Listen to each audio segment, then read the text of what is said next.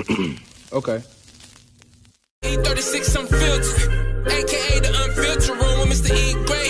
Introducing all the latest names and the latest news. Hottest take, he the new face, yeah, the new sound, but keep it old school. Raw interviews from local athletes, even digging off and entertainment too. Own style, he got his own lane, it's unfiltered out, but keep it raw, man. New content to keep the people ready. E36, no Jerome Bettis, real dialogue and real conversations. You keep it real, but we real.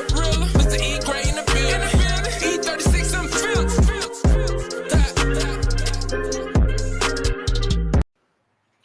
Welcome live, everybody. How you doing? It is your boy E. Gray for the E36 Unfiltered Live podcast show.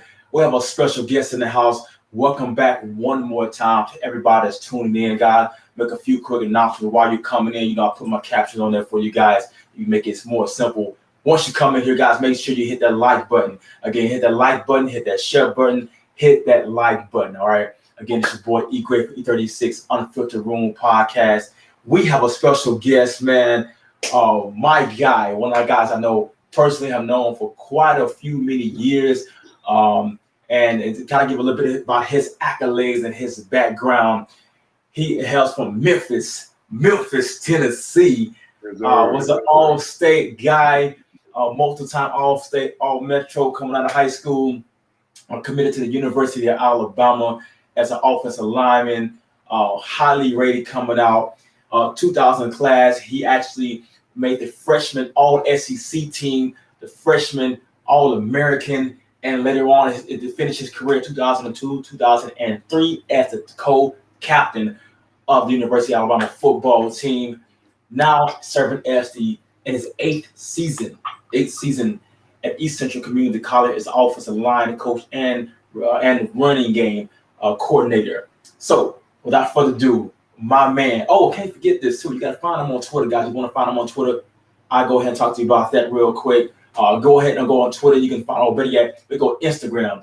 Instagram, guys, you can follow him on Instagram at Dennis Jr. 73. And then Twitter at Dennis 7373. None other than Dennis Alexander. How you doing, man? What's going on, bro, man? You hyping me up this morning, man. You make me feel like I'm about to get ready to run out the tunnel or something, man. Hey, that's what we're doing. That's what it is. You know, it is football on Saturday, you know. Oh, yeah, ain't no doubt, man. The best time of the year, man. I'll tell anybody, man. This football season, it don't get no better than football season, man. Yeah, my thoughts exactly. Man, so speaking of football season, you know, we got another. It's still a big matchup because it's the next game. You know what I'm saying? You gotta win the next game in order to go to a step further. But some of the lackluster has been knocked off a little bit. However, Alabama versus Texas A&M. We're going into College Station, man. Kyle Field. So, what's some of your prediction, man? What you think about it? Man, listen. You know, obviously Bama rolling, man. You know, yeah. They played against a really good Ole Miss team last week, and they, you know, for the most part, they shut them down. You know, they had a little bit of let off the gas pedal, which is normal right there at the end. Yes. You know, but, man, you know, Bama rolling right now. They look good.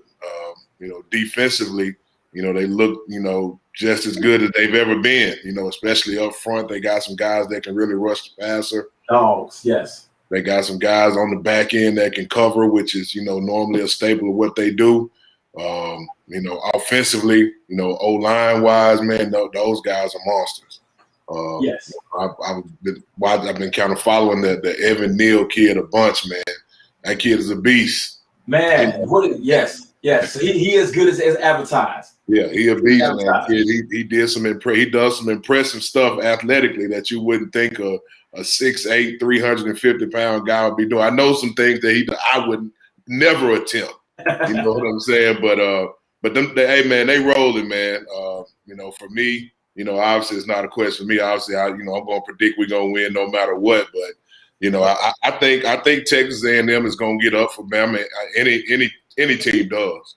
You know, they're going to get up to play Bama. I think you know, I think, you know, Bama's going to have a great day. I'm thinking right now somewhere in the vicinity of, you know, maybe, you know, 38-14 is what I'm thinking. I think offensively they're gonna come out and score some points. I think Bama's gonna have a good day on the defensive side of the ball. They may even get a defensive touchdown this game. I think. I'm thinking Bama goes in the College Station, man, and they're gonna keep it rolling.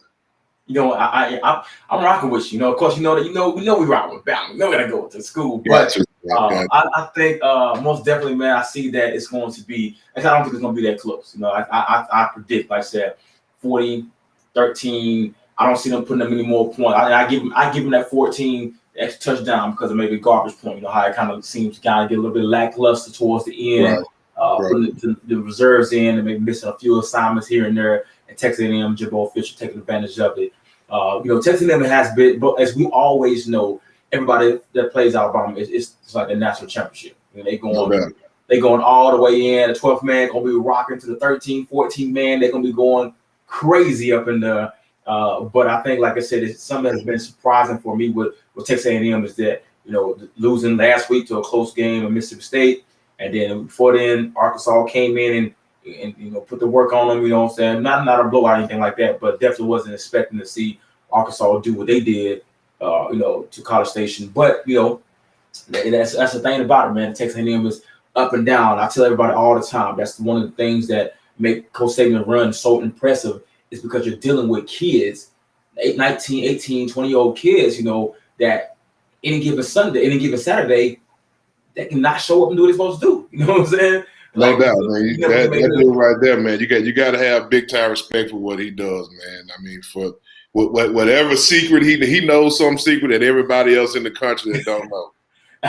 He can get those guys ready to play week in, week out, no matter the year, no matter the recruiting class.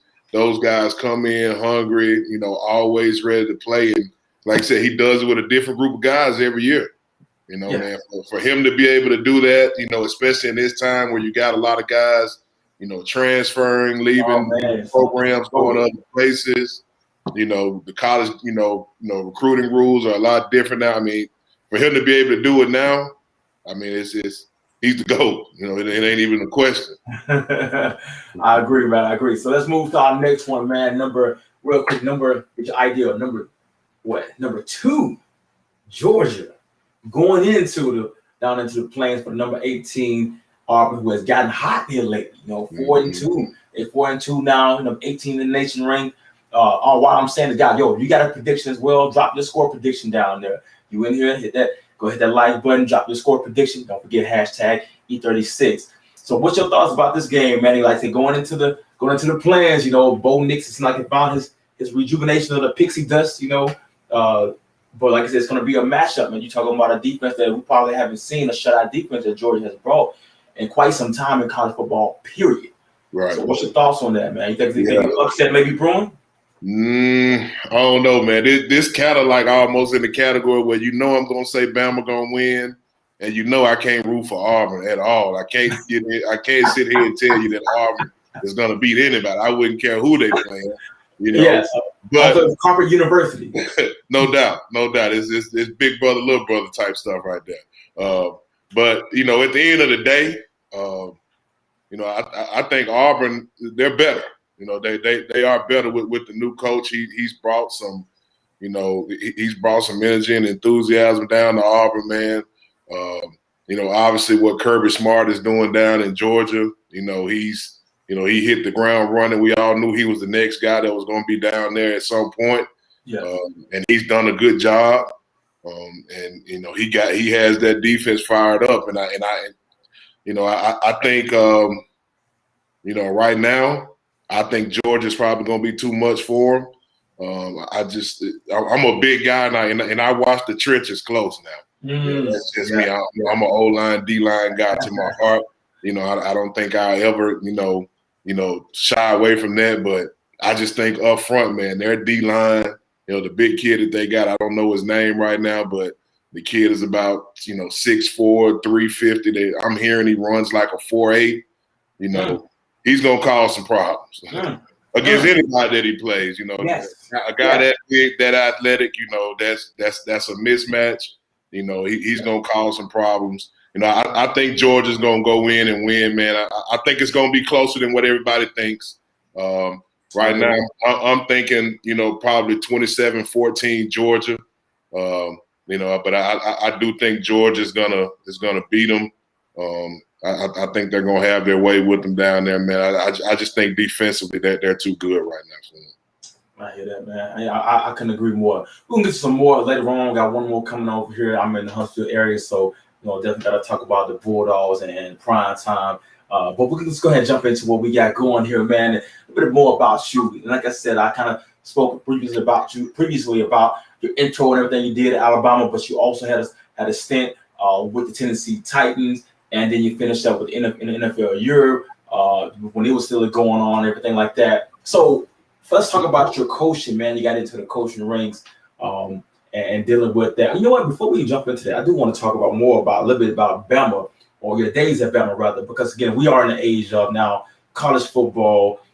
With the transfer portal and recruiting going on, everybody trying to be D1, everybody trying to make that next step. The NIL has completely changed the game. Now that you're in the coaching ranks as well, I'm not even sure did it have to trickle down to JUCO, but what impact have you seen as a coaching standpoint from the NIL being put into place, even at the JUCO level? Yeah, well, I mean, obviously at the JUCO level, we don't have the, I don't think it happens as much. But I hadn't heard of any, examples of it happening in our league yet. Mm-hmm. Not to say that it won't come. I'm pretty sure with time it will. Yeah. But just as far as branding and recruiting goes, I mean, yes, it's changed the game, man. I mean, it's changed the game. You're talking about being able to sign contracts and make that type of money at 18 years old. I mean, some of these kids are going to be making more money than the coaches that they're coaching are making. You know what I'm saying?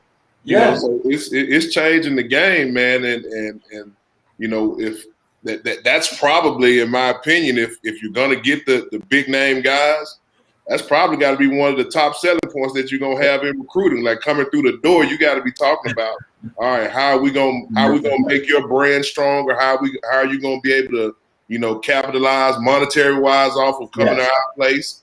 I mean, that's where it is right now. That was the door that was open, and I'm not saying it's a right or wrong thing, but that's just where the game is right now. Yeah, that's the reality of it.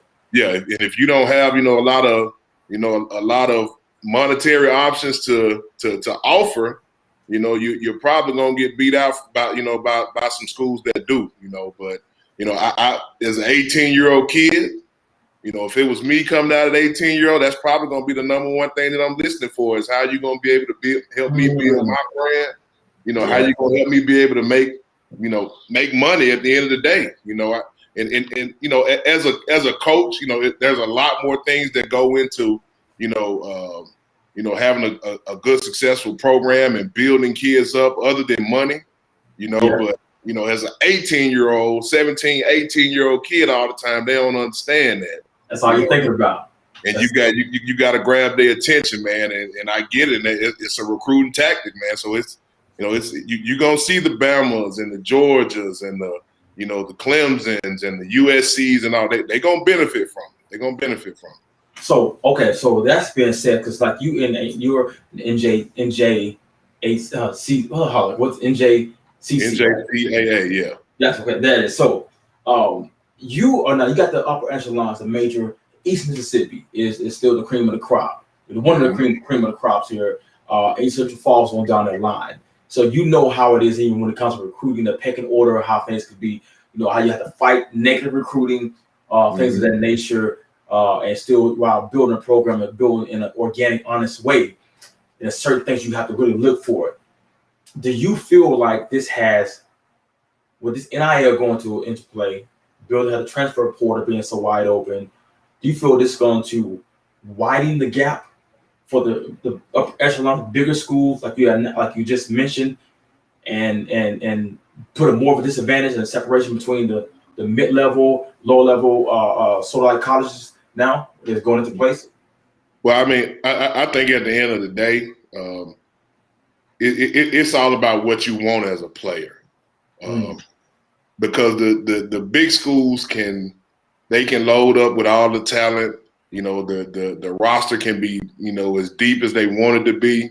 But I think at the end of the day, if a kid really wants to play, he's gonna make the best decision for his playing career. Versus trying to make money in the short term, because at the end of the day, it's all going to be tied to playing. Yeah. You're not going to get these NIL deals if you're not playing. If you're sitting on the bench, if you're not playing because you got 2 or 3 guys in front of you, let's just be real about it. That money ain't going to come. You got to get to a place where you're going to still be able to get on the field. You know what I'm saying? So, will it widen the gap? I think it will start off. I think it will start off because guys are going to be trying to find a way to get that money because it's going to be such a selling point.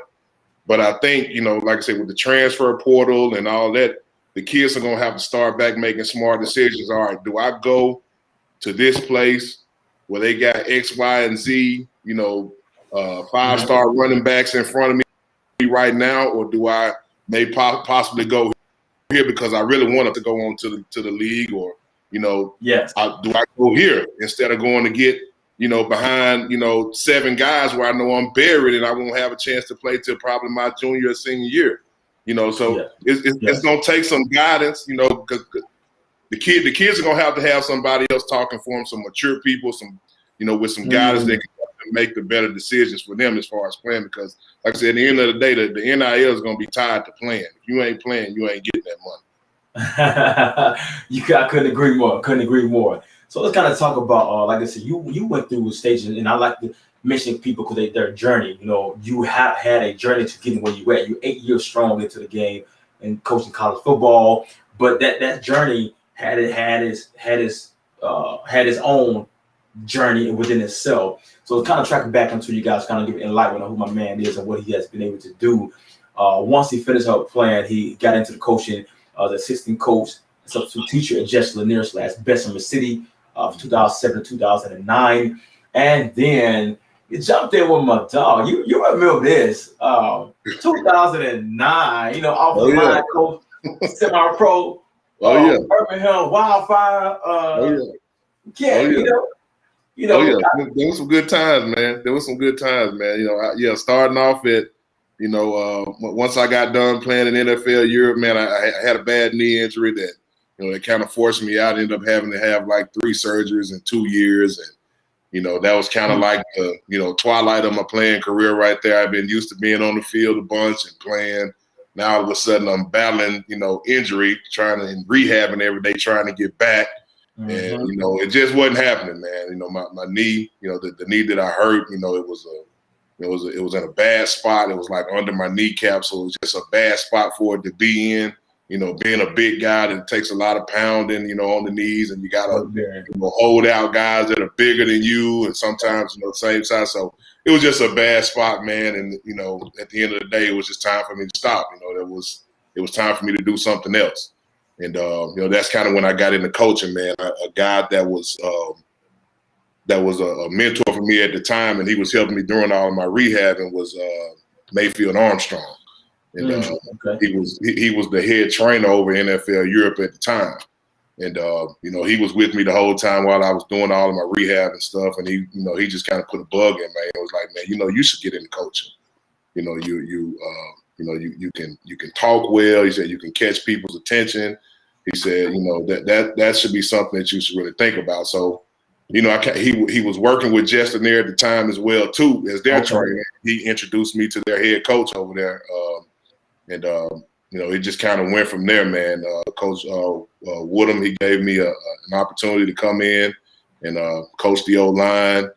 The principal that was there at the time, he gave me a chance to come in and be a substitute teacher, and that's kind of how it started. Mr. Cook was a great influence for me as well too, and that's kind of how it started, man. And started there as an O-line coach for a couple of years, then had the rare opportunity of being a head coach after like my 3rd year of coaching. I tell anybody right now, that was an experience in itself. That's a whole nother conversation for a whole nother time, because everybody thinks they can do it until you get put in that situation. As far as the head coach having the program on your shoulders and you running it, that's a totally different deal. I have respect for all head coaches of any profession, in any sport. I don't care. I got all types of respect for all head coaches, man. They have a lot on their plate.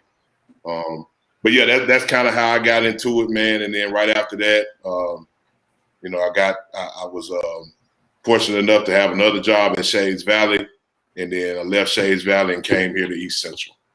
Wonderful, man. So you got to that journey, man, and like you said, the biggest thing one of the things I like to point out is you talk about the head coaching, that head coaching pixie dust that you gotta find, and how difficult it is, and that, man, it ain't easy to get in there, get out, and get going. You know what I'm saying? And having to deal with the week in and week out, the day in and day out operations as being a head coach, overseeing everything.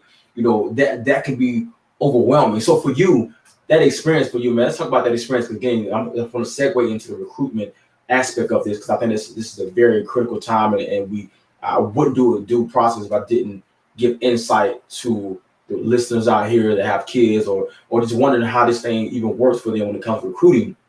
But you talk about, you know, how much respect you have for them and everything, and how I think it allows you to have more respect for other coaches when you see them doing great, or when you even see them going through the struggle, and you know, like, man, maybe the results may not seem to be coming, but they add maybe one or just two wins onto their previous season.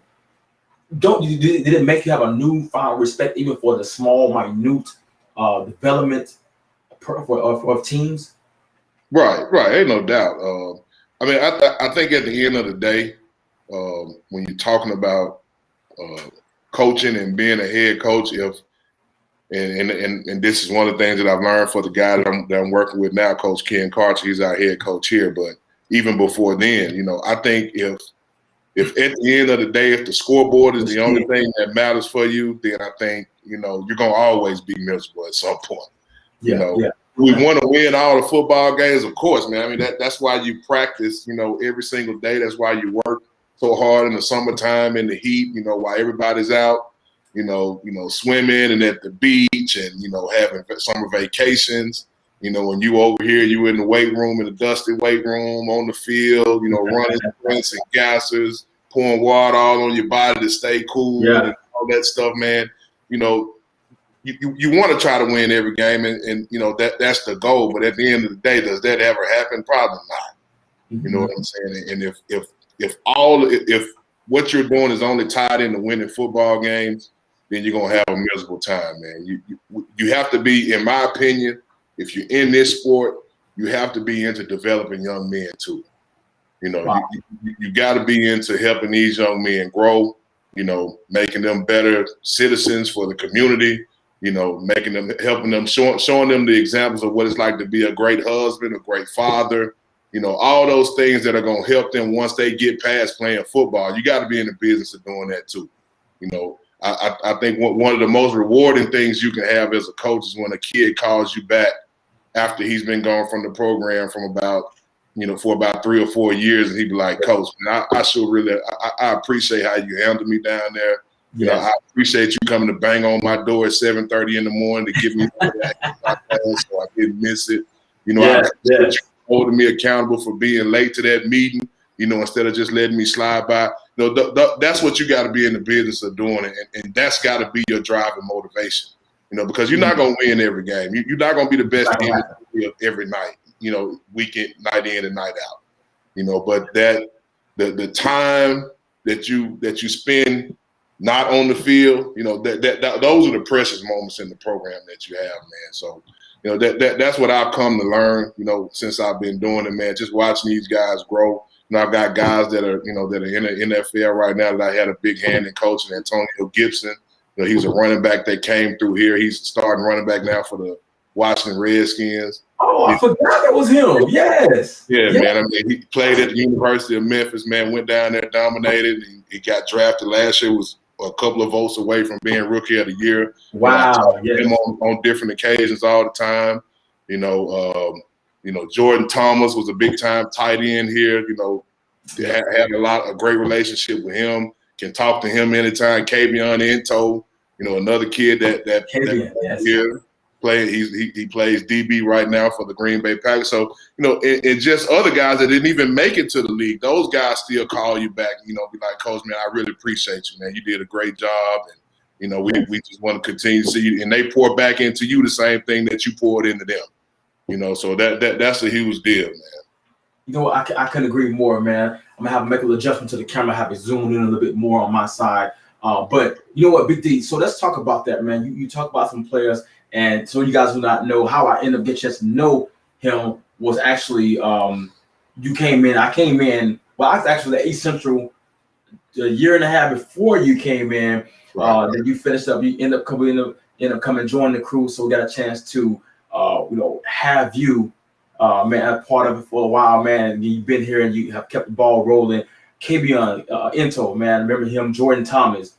Same exact thing, same exact thing. A great opportunity, man, to work with these young men and mold them, and having to go to the league is just a bonus added. It's just a coach. Now, recruiting these guys, that's where I go into the recruitment aspect. People all want to know, and I had him initial readers. That was on here last week, down at the same time you was at Alabama. So a little Alabama connection going on. She talks about what she got going on as far as she's down at Palm Beach, Atlantic University, going into her fourth season as the head basketball coach. And she talked about the recruiting, and we kind of jumped into that. And I think this is, of course, the South dominates recruiting when it comes to football. What are some of the things that gets a kid recruited and all these kind of the different elements that go into it, even from your standpoint as where you recruited and just overall in general, because you have been a player that got recruited, you have recruited players now, and you have coached some phenomenal players, i.e. Deron Payne out of high school. I remember when you said from the jump, when we went to school, was recruiting and everything, like I think he's like in a 10th grade at the time, 10th, maybe 11th at best. Oh, bro, we ain't gonna give him this dude here, bro. You understand? This pound the strongest man I've ever been around, bro. He's a man child. Like you are gonna be committed to Bama, yada yada yada, and But you saw these things in these kids beforehand. What are some of the intangible and tangible aspects that you guys look for when it comes to the recruiting process? Right. Well, yeah, man. I mean, I think it varies from program to program. What guys are looking for. I think that's the biggest thing that parents have to understand, that every program isn't looking for the same thing. I think the number one thing, and we're all bound by it as teams, is everybody number one has an academic standard that you have to go off, that you have to go by. Everybody's rules as far as admissions into schools are not the same. Some schools, you have to have a 2.5 or better to get into. Some schools you have to have a 3.0 or better to get into. So it all, it's all different. It's all different. That's the number one thing. So as coaches, we have to understand what our admissions process is at our school, number one. And then after that, it's going to be program-wise, what do we believe in as far as young men? Because I think what a lot of guys miss on in recruiting, especially young guys, because you got a lot of young guys out here that just love to be recruited. Yeah. They just love to be recruited. They love the phone calls. They love the texts. They love to get on Twitter and post, I got this offer from this place, got this offer from that. Look, at the end of the day, you can't play for but one of those schools. You know what I'm saying? And I get the process, though. It's fun for those guys. You've been working for it your whole life. You've been hearing about this. You've been hearing about it. You've earned it. Yeah, you want to bask in it a little bit. Right, but I think for the guys, man, if I can give the guys some advice, I think you have to go for the best fit. The best fit for you. Every program does not have the same beliefs.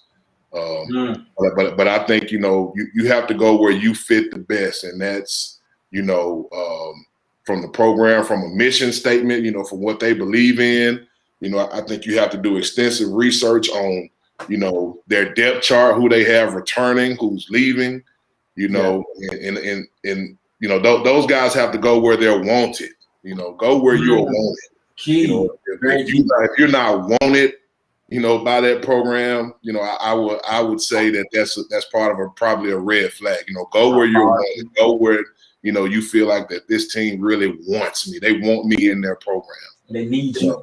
Yeah, and they need you, You know, we're going to make sure that guys, you know, we're not looking for straight A students. We know everybody ain't going to be straight A students, you know, but we do want guys that take pride, you know, in their academics and that want to have a degree. You know, I think that's the number one thing for us because, you know, we're going to make sure our guys go to class here. You know, if you got to go to class if you're going to come to East Central. And I'm pretty sure it's like that at most other schools will too. You got to go to class. Yes, you're gonna have to take some pride in, you know, in your academics. You know, another thing is we're gonna be big on character, right? I mean, we're not gonna be around you 24 hours a day as coaches, so you know we can't babysit you that long. We're bound by rules as well too. We can't have you that long every day, you know. But you know, when you go away from us, you know, are you gonna be that guy that's, you know, representing the program in a negative way? Because at the end of the day, that's what it is. If you're going to be a part of a team, you're representing the program. And if you do something and it comes up in the media, they're going to have your name and then the school right next to it. You know, so you represent that school and you represent the program. And, you know, we do that a lot of ways, man. We're going to go talk to not just football coaches because some football coaches just want to get their guys signed. You know, so we'll talk to football coaches. We're going to talk to teachers. You know, we're going to talk to principals. We're going to talk to guidance counselors, to the janitor. Janitors see kids every day walking up and down the hallway, you know, so they going to know, you know, what type of, you know, kids that they're, you know, that's walking up and down the hallways every day too. So we're going to ask questions, man.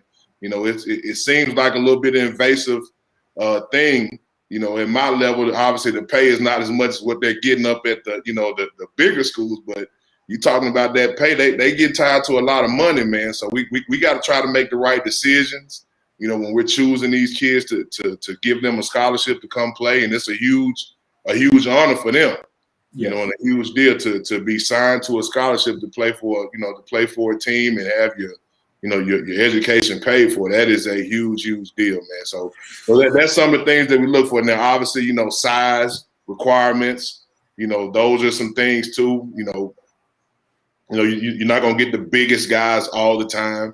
You know, I tell a lot of guys that you know, especially the guys that are here, you know, sometimes you'll have some undersized guys because those guys just have big hearts and they play well. They play hard all the time, you know, and that's part of, you know, finding the right guys as well too. But, you know, some guys, you know, they just don't have the size to do it, you know, that we feel like. And sometimes, you know, and I tell a lot of guys, prove us wrong. You know what I'm saying? Prove us wrong. You know, every coach is not going to like you. All right. Every coach is not going to like you, whether it's, you know, like his size, his speed, it could be anything, you know, but, you know, at the end of the day, if you feel like you can play, man, you'll get the opportunity and you'll keep going. I agree, man. I agree. And I love it because, man, that's gave guys, you know, that's some nuggets that's been dropped. I was talking about, you know, talking to the janitors, talking to, you know, school teachers. Like I said, a lot of coaches sometimes want to get their players recruited and just get them in. And I'm going to tell you another key point, and I said this last week, and I'm going to say this again.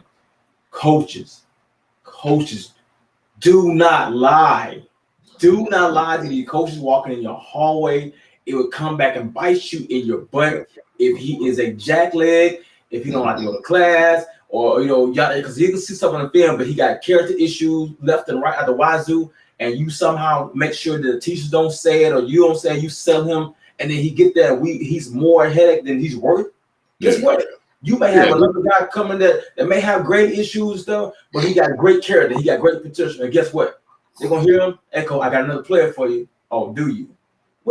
Just so not gonna come. Right. You know what I'm saying? Or he may be one of the last one that we finally recruit. Okay, well, we need one more. They say he's a guy, you know what I'm saying? It can mess it up and people don't understand how valuable and how valid being transparent with these coaches when they come through the hallway, how much it is. You know? I mean, like at the end of the day, just tell us the truth. You know what I'm saying? Because whether we go on them or not, you know, at least we know what we're getting into. You know what I'm saying? If you got a guy that, you know, look, coach, he missed 15 days of school. You know, he did this. He'll be late sometimes. At least going in, I know, all right, when this kid gets on campus, me and him are going to have a conversation. Listen, all right, here's what happened. I know what happened in high school. You probably weren't on time a bunch for whatever reason, or you missed this certain amount of classes. Now here's what the expectation is when you get it. At least going in, we know what to expect. You know what I'm saying? And Coach Mays, you know who Coach Mays is. He's our DC. He made a great statement a couple of weeks ago, man. It's a hard thing to tell the truth. Right? Why it's so hard, I don't know. Right? I don't know. Maybe because people think you're too blunt and you mean or whatever, but it's a hard. Just tell the truth, man. Yes. Just tell the truth. If you just tell the truth, you ain't got to worry about how many other lies you told. You know what I'm saying? Just tell the truth. Be upfront. Be honest. Sometimes you're going to get a rap as you too mean or you too blunt. Well, that's fine, but at least I'm telling the truth. You know, you might not like that I'm telling the truth, but I'm telling the truth. And now you give people a chance to make decisions based on the truth and not on a lie. You know what I'm saying? Look, I'm trying to tell you, this was in my bachelor days and everything. One of my most best kept honest assessment of myself and how I navigated this. You know, you don't want to have your windows bust out and all the extra crazy stuff. I learned a long time ago. I learned early on the stages. Be honest. Be honest with them. Like, let them know what you got and what you got going on, what you're willing to accept and what you're not willing to accept.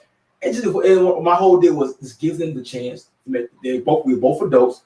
Give them a chance to make the best assessment, educated decision. If they want to be a part of what you got going on, or they don't want to be a part of what you got going on. And that's relationship. That's you win. You know what I'm saying? Like a lot of people, you hear them. You hear people don't lie to me. Just be honest. Just be honest. Same thing recruiting. They think all right, just be honest. Let's call it what it is. Spade to spade. Hey, I'm playing like I got a spade, but I ain't got nothing but a two clubs. That's all I got for real. You know what I'm saying? Tell the truth, man. Tell the truth. It'll win you more than it'll lose you and less headaches, you know. Right. And so now let's go to the next stage, man. We talk about you know, we all went through that process of people, man. I just want to talk about social media. You as a coach, social media. By the time I exited EC, social media really wasn't that. It was still going, but it wasn't nowhere near the level up that it is even now. What is how much do you see that stuff playing the role? Do you guys have you had any issues with that, or and see how much have that now has become a part of not really your recruitment, but speaking with your players in general? Because you see now, use example, unfortunately, Shakara or Shakira, how she pronounce it, Richardson. You know, you see the scrutiny that she has come up under. I mean, excuse me, guys, sorry about that. A booming star that she is. Oh, excuse me. Sorry again. Got a little allergy going on. Apologize. The booming star that she is, and now has become under so much scrutiny because she was so bold and so outspoken on social media. But then when things didn't quite go this way, you know, it was normally going with her, and people came down on the Olympics, she kind of hit a moment and she used that as an outlet for her. And really couldn't deal with everybody. You know, everybody's coming at her. Now people who have been waiting to see her fall, unfortunately, they just came, you know, you this and that, yada, whatever. And she snapped back, you know, and it seemed like it has somewhat put a bit of more of a damper and damage on her name more so it has helped her. So let's talk about that, man, from a coach standpoint. How often do you guys talk about that, you know, or different advice you got for them handling that stuff now? Because we didn't have that when we was in school. Social media didn't exist, you know, and now as you talk to a kid, 19, 20-year-old kids, 18-year-old kids having to deal with so much because they're pushed out there so much. Well, here's my advice to the kids as far as social media, all right? And I get how popular it is right now in today's time.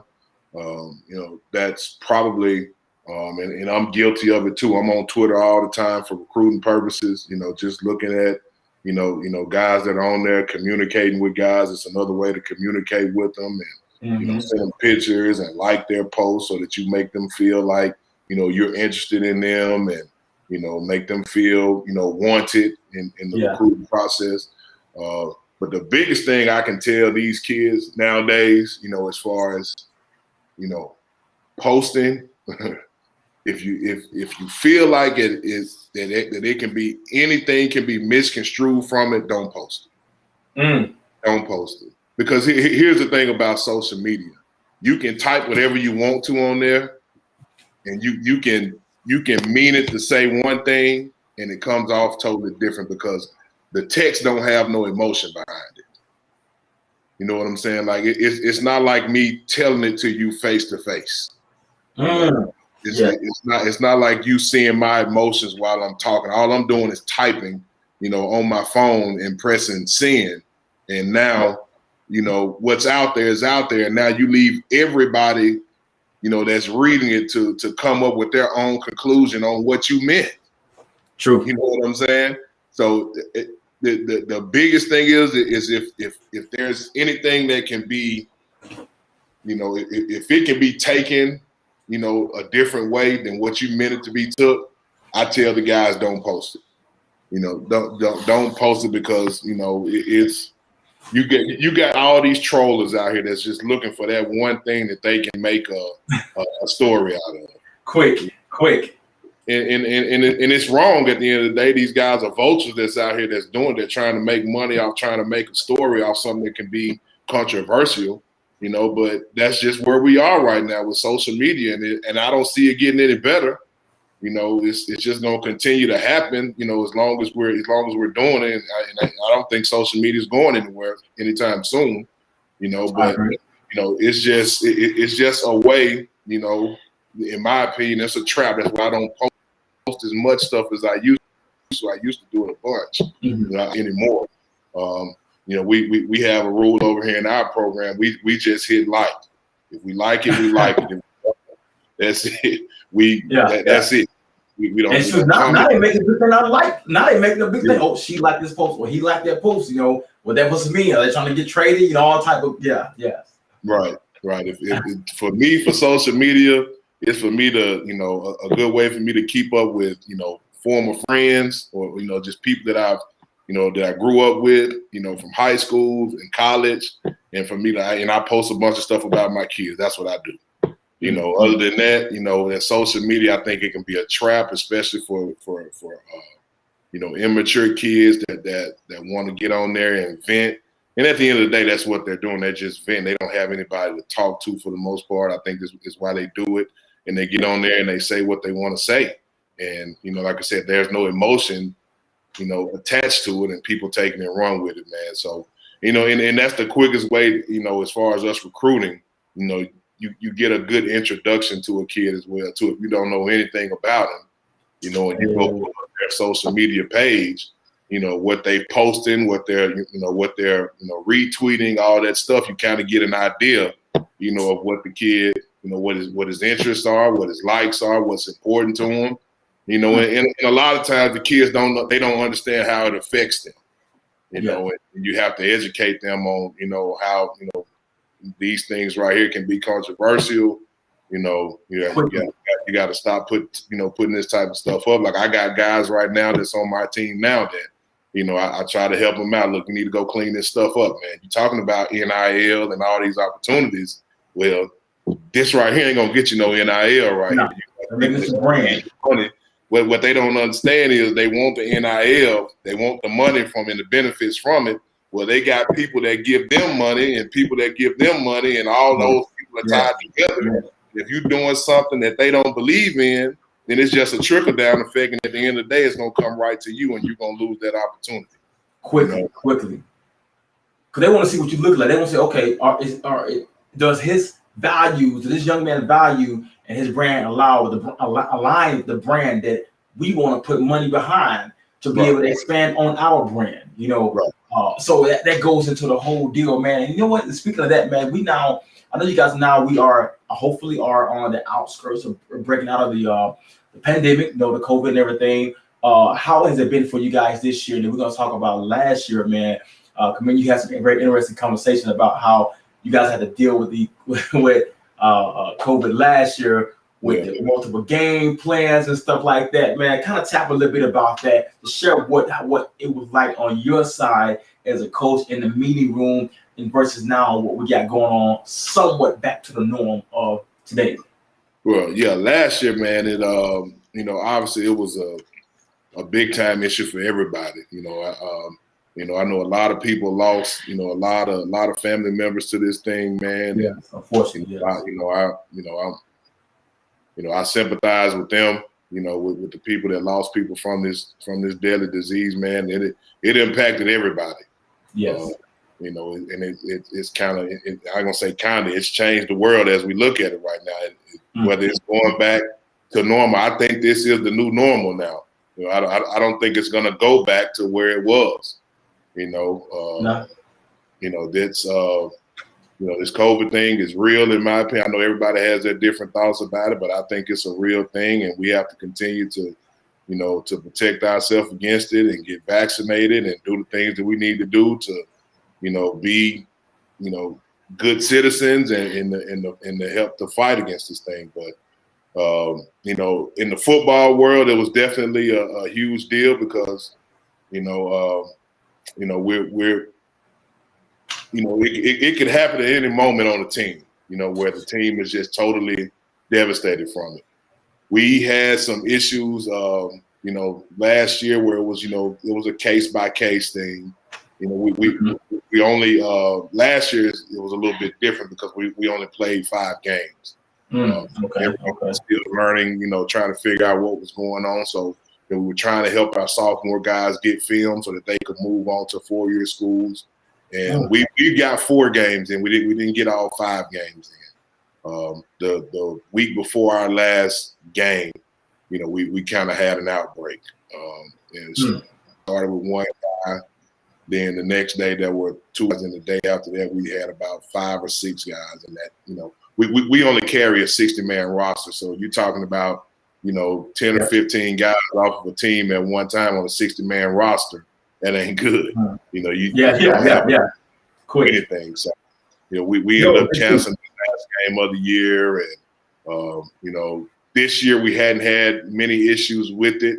Our guys have, they're a lot more, everybody's a lot more educated on the situation. We know what's going on now. So guys are protecting themselves with the masks every day going in the classroom. They're kind of staying with the group for the most part. They're not venturing out, going to other places and getting in other crowds, so it's kind of helping, us as a team be able to get through the season with as, little, issues with it as possible. But yeah, it affects the whole program, man, because you have to be ready for, players to go down at any moment. You have to be ready for coaches to go down. I mean, if our head coach goes down, you got to have a guy ready to step in right away. If a defensive coordinator goes down, he's got to have a guy ready to step in. The O-line did. So it's just a trickle-down effect for the whole staff. You have to have guys ready to step in right away because, I mean, it's invisible. You don't know who's going to get it and when. So you just always got to be prepared for, when it happens. Yeah, you know what? I couldn't agree more, man. This is so crazy. You look at it. Excuse me, guys. We have a little camera issue going on a little bit. We're getting everything adjusted here. So actually, that's good. I want you to bring it up just a little bit more. So now this is another thing that goes into play because you're talking about the different effects that it had on you guys' team and how trying to get the sophomores a bit of a chance to recruit a little bit on this side, or get more recruitment. How difficult did it make recruiting to bring in another class this year, dealing with the fact that you guys had to deal with the pandemic already? Not being able to probably get into the schools, not knowing if they're going to have, they're going to have a game week in and week out. And then from a personal standpoint, you guys trying to get people don't understand. We're gonna talk about your roster a little bit. I'm gonna talk about your roster, but also you guys' goal is to also try to get them to get into a 4-year college where like they can create an Antonio Gibson deal where he can go to Memphis and have a great successful season, and then get into the next level to leave. So how much do you think that affected those guys with that? And did they give them an extra year? Because I know they started giving people extra year to stay back at their school if they needed to. Did they also trickle down to JUCO level? Yeah, so pretty much everybody was given a free year last year, because of, having to deal with the pandemic. You had guys missing multiple games across the country because, obviously if you became infected with it, you had to be, removed from the program for at least 14 days. So that means you missed 14 days of practice. Yes. In 14 days, that's 2 games. And then even when you did get back after 14 days, you still had, you had to get back into the flow of things. It wasn't just, plug right back in, ready to go. So you had to get acclimated back to, the heat and wearing the pads and all that stuff as well too. And then, this virus, it affects people different. I had a guy return from it, and he had trouble breathing for about the first 2 weeks after coming back. So, it affects people in different ways, and you just have to kind of be. You have to be cautious with it. You can't just throw a guy back in there. So, most of those guys, all those guys from last year, they received a free year, so they were able to come back and play again. They, nothing counted against them. It wasn't a red shirt or anything. They just received a free year. So it was good for those guys. A lot of guys took advantage of it. Some guys still moved on because they had some opportunities, and some guys came back, and it happened pretty much all across our league. But as far as recruiting goes, I think it kind of hurt the face-to-face relationships with recruits. But also that's when Zoom came into play, and we were already using FaceTime, and so that was just something that we had to use in place of going to a school or in place of going to parents' houses. Because I know me last year personally, I was super nervous about going anywhere. I understand that. Yeah. And I had some parents reach out to me about, hey, coach, we want you to continue to recruit our kid, but with the pandemic going on, we just don't feel comfortable having people in our house right now. And you have to, you have to, respect that, from the parents. I agree with them totally. So, the Zoom helped, the FaceTime helped, all those other, media outlets help recruit and still get to know the kids. And obviously, there's nothing like face to face sitting in front of the kid personally, but still having the opportunity to visit with them on Zoom and visit with their parents on Zoom, all of that helped in the recruiting process, and I think it kind of helped smooth it out. Wonderful, man. So let's kind of talk about because again, like I said, everybody. And the reason why I think this is important to have those like you, as well as just in general our different visitors that we bring and I bring on this platform, is because everybody's not going to go to D1. Everybody's not going to go, and just boom, go out to Alabama, to Clemson's, to all the bigger schools and everything. Or they may have to take an alternate route, whether it's due to coaching, the academic aspect, or just not being able to get seen like they needed to or develop. So you guys become a very major, scope of helping those ones that fall in that bracket. Charles Jones, what's up, man? What's up, Charles? Charles jumped in as well, watching us. Yeah, Jones. But let's talk about the roster though, because people think about it, man. They hear about Mississippi JUCO, and if you saw the Netflix series that came out a couple years ago, you're like, oh man, yes, JUCO has put out, especially Mississippi JUCO in general, has put out a humongous level of next level NFL players who has went on to do great things. But it ain't as easy as people think it is, in the aspect of the restriction and the aspect of the rosters. I've been in those meetings, man, where we got you only have a certain amount of practice squad and all this yada yada. So let's talk about the roster setup and how it works in a junior college level that many may not know about. Yeah, well, so here's our rules, all right, and they actually added 5 people to the roster this year because of the pandemic. So that's okay. That it was originally 55, but now it's 60. So they gave us an extra 5 guys. Here's what everybody doesn't really know about Mississippi JUCOs. Mississippi JUCO Association and Kansas, they work on 2 totally different two totally different platforms. Number one, like I said, we have a 60-man roster. The Kansas JUCOs, they have more of an 80 to 85-man roster. So obviously they're able to get more players on their team than we do. We're bound by having to play with 48 Mississippi kids on our team, on a Mississippi. No matter what. So we have to have 48 Mississippi kids.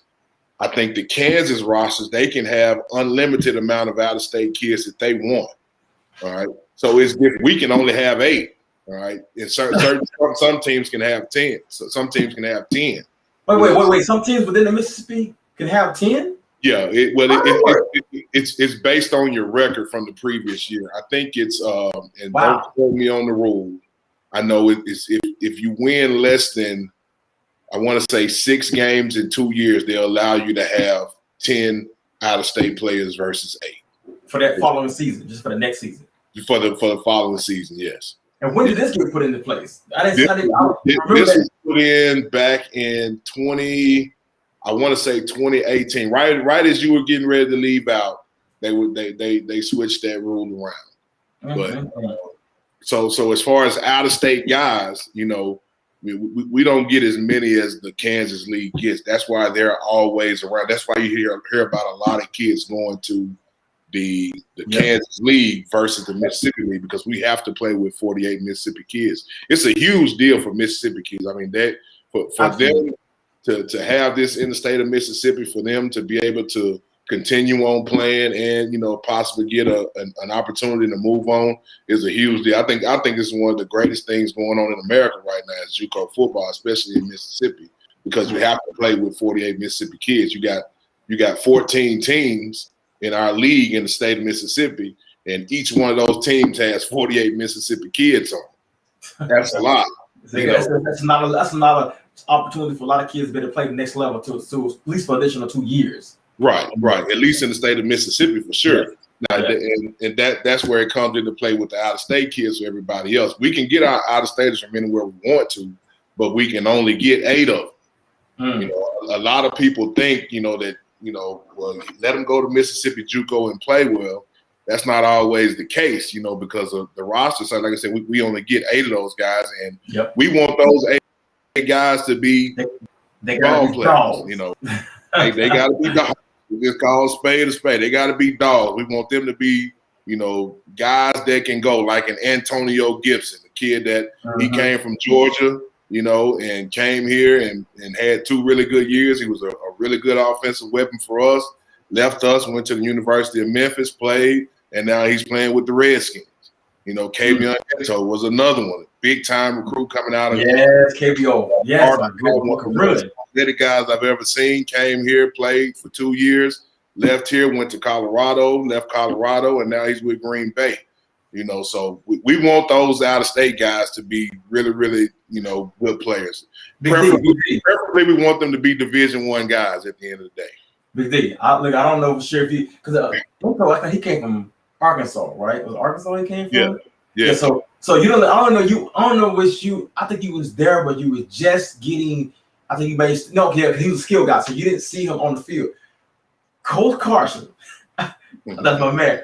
Once we put him through a real trial workout by himself, nobody with the quarterback. I think we had a quarterback out there, and when I tell you, had him running every route you could think of. I'm talking about full go. All right, coach, you ready? All right, let's go to 9. All right, here we go, slant. Here we go, let's go on post. All right, we're gonna come out to my, and when I'm looking into him like, I'm looking at coach like, whew, I think he's probably good. You know, probably good.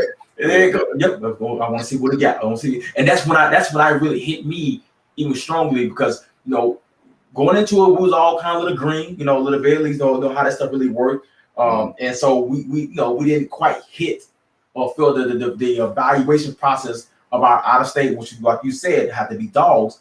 Then we did enough thorough, you know, inside look on them. So it was like, one thing I love about Coach Carson, when he learns something that doesn't work, he's going to fine tune it. He's going to, okay, this didn't work, but I guess that won't happen again. It's not going to happen twice. So if we went into another workout, man, so everybody that came in out of state that year that we were signing, they had, even if we didn't sign them, we brought them, had to come down for an actually, especially like the NFL. They had to go from an actual workout to come and see how they function, how fluent they are, and the things that I learned from him during that time, man. And not to derail it, but I learned from Coach Carson and his evaluation, how thorough you have to be, and how thorough he was at his evaluation of these type of players. Was like, wow, okay. And then good thing, he passed the test. He was in shape. He handled it. I mean, when I said, you could tell it was tough, it was fatigue, but he didn't show it, man. And I would look at it even from there. I was like, okay, this kid got some mental up here. He got a little mental toughness because he's out here by himself and nobody else out here. and he ain't getting many breaks, and it was intentional to not give him many breaks in between his route running and different things, because we want to see how in shape he was. Did he come down here just like a little kid, like, oh, okay, I'm good, I'm ready? No, we finna go out here and work, you know. And I will never forget that workout he had and how he blew us away. And we walked out that field. I'm like, oh, he ready. Well, he's that guy. And of course, he became that guy. Yeah, just knowing the kid into you if you knowing him now, I didn't get a chance to see that workout, but just knowing him now, basically everything you're telling me, I can see him doing all of that. I can see him out, being in shape, being the guy that's gonna catch everything. He's gonna be a yes sir, no sir type of guy. That's great kid. Yeah, give 100% effort all the time. He's gonna, very mature for his age. Gonna do what he's supposed to do. He's gonna be where he's supposed to be. And he's benefiting from it now. The kid is, like I said, he's a great kid, and he's living out his dream right now. Yes. He's done good for himself. With quite a few of them, like I said, like they're Farrell. Farrell became a stand-up leader for us. Then went on to Kennesaw State. So those, and it kind of go back to what you were saying. Those type of stories is what it's all about. Those ain't no doubt. Like I say, anytime you can get return calls from guys that you coach, man, and like I say, and we talking about out of state kids. It ain't just all out of state kids either. It's Mississippi kids too. I mean, our Mississippi kids have been awesome, man. I've had O-linemen and Eddie Houston to name a few. Michael Harden and Lucas Orchard was 5'11", 280 pounds playing O-line for me. Division I scholarship. You know what I'm saying? So it's we had great kids, and we still have great kids on our roster right now too, man. We have great kids. It's just all about taking advantage of the opportunity that you have, man. If JUCO is what you have, JUCO is a great league, and there's some really, really good football players in this JUCO league, man. Don't get it twisted. Just because you hear it's JUCO, don't mean that you're coming to a league that don't have good players. Here's what JUCO is for everybody out there that don't know. JUCO, all right, is Division I guys that don't have the grades. Yeah, that's what it is. It's Division I guys that don't have the grades. So our competition level every Thursday night, because that's when we play on Thursdays, it is through the roof. And there are scouts everywhere. Every game that you go to, they're here on our campus every week. They're at every game on Thursday night. They're always looking for the next best guy coming out of JUCO that can come in and help their 4-year program as soon as they step on campus. I'm telling you, look, because Bama had quite a few of them come through. Quentin Dow, they had a few guys came. I can't think. My name is going blank. But my man, he was number 49 defense end. He came from JUCO. Duke Williams. I remember seeing Duke Williams. We played the Gulf. I think Mississippi Gulf. I think it was. I'm like, who is this big dude? Who is this guy? Hey, so when we played though at Bama, we had guys from JUCO. Big Ahmad Chill just came from JUCO. Yes. Depot came from JUCO. What is Zach? Yep. All those guys, man. So it's some good players in JUCO, man. It's the competition level is high now. It's super high. So you definitely get some dogs out there, man. Like I said, it's a great league, man. And I like I said, talk about these things because you want to know. People understand, okay, what is JUCO and the stipulation that comes with JUCO, like I said, and it's not easy to make, especially in Mississippi JUCO, because if you're an out-of-state guy, because of the limitation that we have of how many out-of-state guys we can bring in, they have to be hit. It's literally, and I call it like the miniature league, the miniature NFL, meaning you got a roster, you got to make roster cuts, you want to have a certain amount of players on the practice squad, scholarships are limited, so all that stuff comes into play, man. Now to go right into last thing I'll kind of jump into is talking about briefly going into the coaching ranks, man. We got another friend, man. Like I said, not only do you have, and I speak for this for myself, man, my experience, not only do you have high level hitting talent and Division I talent in the football ranks, but you also have that in the coaching ranks as well. We got my man Charles Jones, which also a former NFL player as well. Our teammate at Alabama. I'm a young breed, so I didn't even really know much of them in high school. It was at Alabama, by the way. Like Big D with the Hogs, so they ain't really mess with us. And then Charles was just quiet. But another one that came through in East Central Community College that's now the defensive line coach doing a phenomenal job at Clemson University, Ty Bates. After doing this thing now, So my question for you, man, what do you think about Clemson lately, man? Because this is the first time I brought up a very interesting record. This is the first time they have lost 2 games in the month of September in Dabo's entire tenure, which has been at least 10 years now. When you go through those type of stretches in your game for being so high for so long and now dealing with these things, do you feel that Clemson, the other teams are catching up with them? Or you think that, it's just a bad little unfortunate stretch for them when they're trying to recover from a once-in-a-generational level type of quarterback in Trevor Lawrence, and then, the Travis Etienne, losing him and everything like that? What do you think is a combination of what's going on with Clemson? Well, I think it's a lot. I mean, obviously, I think every team is going to have their ups and downs. How far down they go, I think it varies from different team to team. But I do think, Clemson is a top tier program. Yes. They're in the conversation with the Alabamas and the Ohio States and the Texas and all. They're a top tier program, and they have guys that go to the NFL, man. And just listen to what you're saying. You losing a guy that was the #1 pick in the NFL draft. Here's what I'm saying. If the guy behind him was an NFL pick, and if he was the #1 pick, he probably would have been playing some. You know what I'm saying? So obviously there's a drop off, from quarterback to quarterback, but not just a quarterback, but other positions too. I mean, if you're losing, multiple guys to the NFL every year, there's going to be some drop off in some play. One thing about college football, you played and we both played it. It's going to be competitive every week.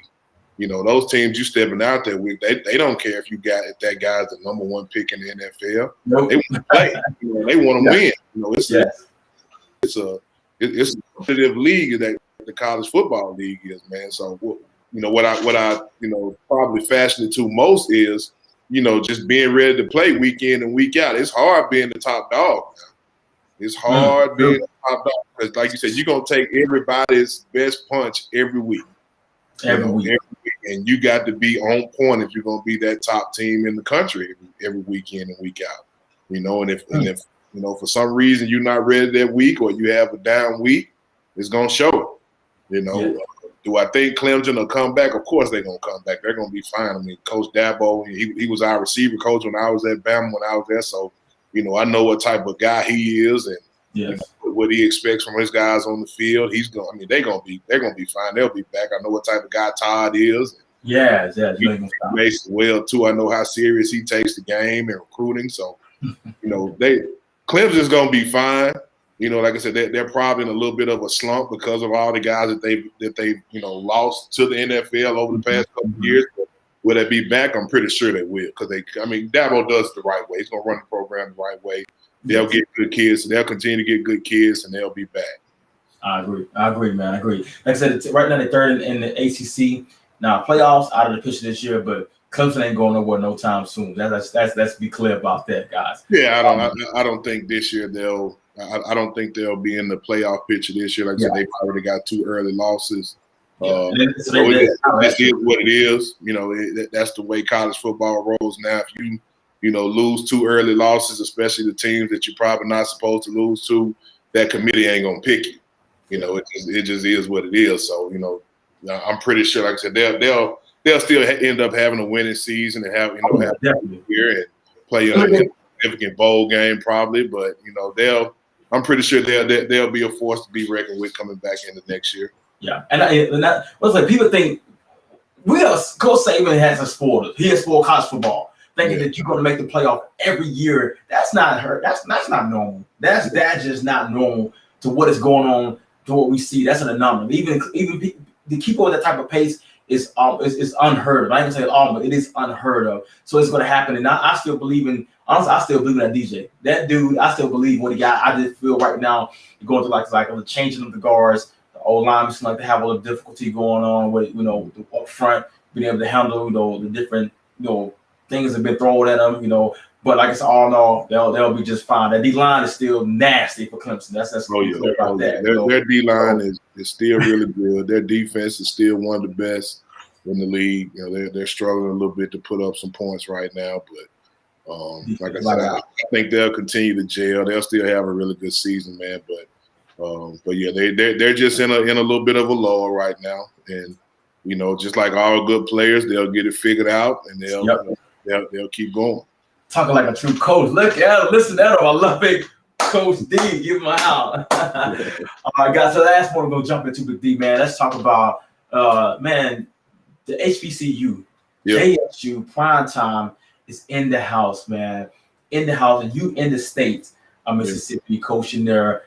How has it even impacted JUCO level, man? The buzz going around, or when a JSU now walks in the door versus JSU before walking in the door, the sense of pride that has been rejuvenated within the state of Mississippi, HBCUs, everything. Yeah. Have you guys seen the impact with that? Yeah, well, the attention that he's brought, not just only to Jackson State, but to the whole HBCU as a whole, has been amazing. He's shedding light on some of the issues that they have, facility-wise, that they're having to deal with, and just the whole HBCU as a culture, period. Just some of the issues that they're having to deal with. He's bringing light to a lot of those things, and I think it's helping. And I think it's a good thing. Some people, don't think as much, don't think the way I think, and that's fine. But I think, him shedding light on some of those issues that they're having is good, because, there's some good players that are in those HBCU ranks. Oh, absolutely. For them not to have the opportunities that, some of these Power 5 schools are having, it's, so as a coach, you don't understand it, because there's some really good players. And it. I think him, trying to do a HBCU combine, for the HBCU schools is a huge deal, because, you just don't get opportunities to participate in the combine coming from the HBCU. And I think it's more about exposure than anything. Yes, exactly. A lot of TV time, and for whatever reason it is, they're getting the exposure, and it can still be better, but they're starting to get the exposure now that these kids deserve. They put in the same amount of time as the kids do at other schools. They take the same amount of classes, the same class work, the same schedule. And it needs to be even across the board. I understand that, the money may not be the same, the TV rights and all that stuff. I get it. But the exposure that he's bringing to these schools, man, is good. And now, Jackson State, obviously it's prime time. Everybody knows prime. Everybody, is prime, and to have an opportunity to be coached by him, I think that's a huge deal, and kids want to be a part of that. So how has the buzz even grown at your school with your kids now? Because I know when I was there, Mississippi and Mississippi State Ole Miss and Mississippi State and even Southern Miss were, shoot, they here in that school, I'm trying to get to Mississippi State, I'm trying to get to Ole Miss, or yada yada yada. Has JSU now started coming to the conversation in the minds of your kids as well as a potential next level stop for them? Yeah, no doubt. I mean, Jackson State is definitely a landing spot that any of our kids would love to have. Yeah, only 30 minutes, 30, 40 minutes away from you guys, right? Yeah, they're right down the road in Jackson, which is about an hour away from us tops. So, I mean, they would love to have an opportunity to go to Jackson State, man. They would be honored to go there. Obviously Dion has a lot to do with that, and like I said, the way he's turned the program around and brought all the notoriety there, and I think they would love to go there. I mean, we had one running back from our team last year. He actually sat out last year because of COVID, but he signed with Jackson State last year. He's one of the top running backs in JUCO, and like I said, sat out last year and signed with them, and now he's on the team, and he's been a good player for them this past season. What is his name? Oh, don't make me. You got 1,000 kids. Go, you gotta remember someone, man. Hold on. You kidding me? It'll come to me while I'm talking. It'll come to me. All right. So JD Martin. His name is JD Martin. J.D. Martin. Okay, J.D. Martin. Yeah, he's actually from Alabama. He played at Wetumpka High School. Okay. He had a really bad knee injury going into his senior year. He actually played quarterback. And but he was a really good athlete, really good athlete. He was Mr. Football for 5A. I think Wetumpka was 5A. Yes. He was 5A or 6A, but he was Mr. Football. He had a bad injury. So he lost some of the opportunities. Yeah, he had some Division I offers. He had like Florida Atlantic and a couple other schools coming out, and decided to come JUCO because of those, those opportunities kind of left when he got hurt. He came here, had a really good first year at running back. Had some issues with the COVID stuff with his family last year, so he sat out, finished up his classwork this last semester in the summertime, and then signed with Jackson State going into camp now. Okay. I love it, man. So let's kind of talk about this. We're going into it. We're going to finish up. We talk about prime time and everything he's doing for HBCU and everything that he got going on, just in general for college football, man, on lower levels. So we got a big one coming up. I'm actually in this neck of the woods, and they enjoy the tailgate and all this stuff.